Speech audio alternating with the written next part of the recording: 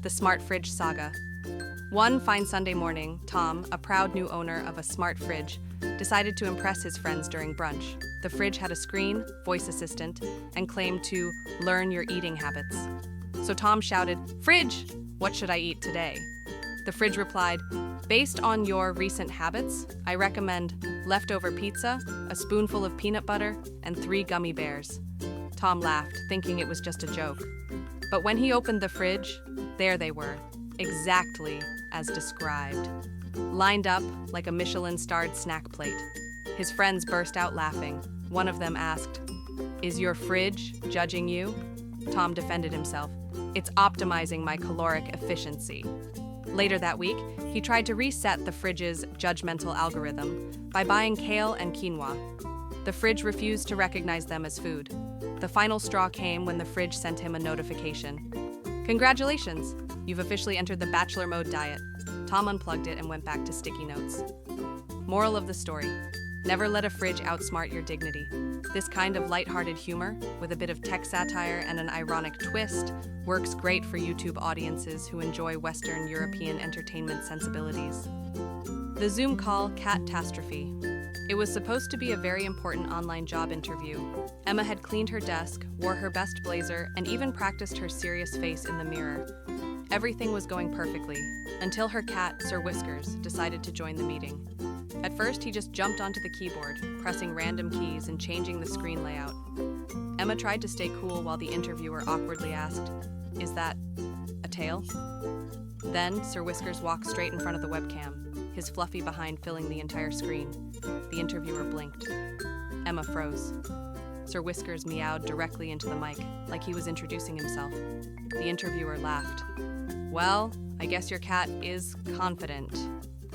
Emma, mortified, apologized 100 times, but then the interviewer leaned in and said, "Actually, we need someone with that level of confidence." She got the job. Moral of the story: sometimes confidence comes with whiskers. The grocery store Olympics. Liam only needed to buy 3 things: milk, bread, and eggs. But the moment he walked into the supermarket, he heard a voice over the loudspeaker.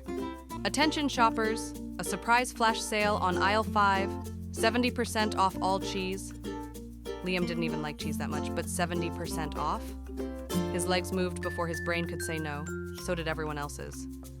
Within seconds, the calm supermarket turned into the Hunger Games. Carts were racing. A man did a full sprint in flip-flops.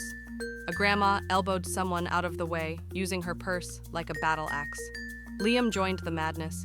He dove like a soccer goalie to grab a wheel of brie. He locked eyes with a child holding camembert. Both knew only one could leave with dignity. Eventually, Liam walked out with a bruised knee, a bag full of cheeses he couldn't pronounce, and no milk, bread, or eggs. Moral of the story: discounts are powerful, but focus is stronger, especially if you're lactose intolerant.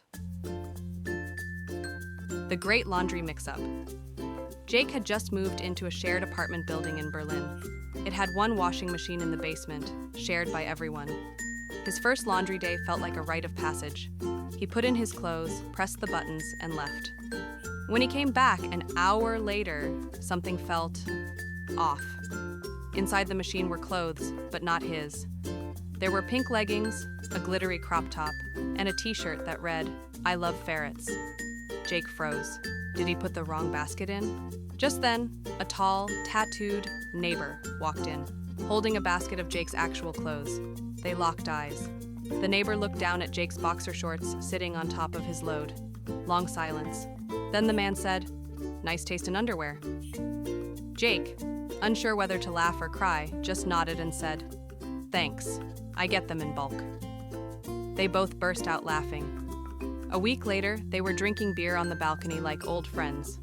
Moral of the story: mistakes happen, but good neighbors are hard to come by.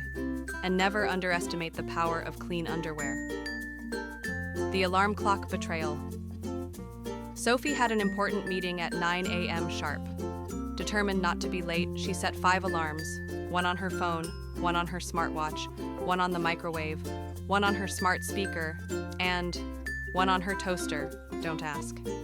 She even named them things like "wake up or regret it" and "you have 7 minutes to live." Feeling confident, she went to bed at midnight. At 8:45 a.m., Sophie opened her eyes to silence. All the alarms had failed. Her phone had died, her watch was still updating, the microwave was flashing 12:00. The smart speaker was muted, thanks to Do Not Disturb, and the toaster, well, it's a toaster. She flew out of bed, threw on a blazer over her pajamas, and joined the Zoom call, with exactly 17 seconds to spare. Breathless, wide-eyed, and with a slice of toast still in her mouth. Her boss stared for a moment and said, "Rough morning?" Sophie just nodded and replied, "Technology betrayed me. Moral of the story, trust yourself, not a toaster." Voice note catastrophe. Emma had a tradition. After every date, she sent a voice note to her best friend Lily. Raw, unfiltered, brutally honest recaps, strictly for private ears only. So after her third date with Marco, handsome, smart, passionate about sourdough bread, she recorded a voice note. "Okay, so he's cute, but does he have to talk about bread for 25 straight minutes? Am I dating a baker or a baguette? Also, I think he winked at the waitress. I might be reading into it. Ugh, I need carbs." She hit send, then stared at the screen in horror. She hadn't sent it to Lily. She sent it to Marco. Silence for 10 painful minutes. Then Marco replied with a voice note. "Guilty about the bread talk. I get passionate. And, okay, maybe I wink too much. But I promise it wasn't at the waitress. It was a twitch. Also, I can bring you carbs. The good kind." Emma laughed so hard she dropped her phone. They met again a few days later. He brought croissants and winked at her on purpose this time. Lesson of the day? Sometimes your most embarrassing moments turn into your most authentic connections, especially when pastries are involved.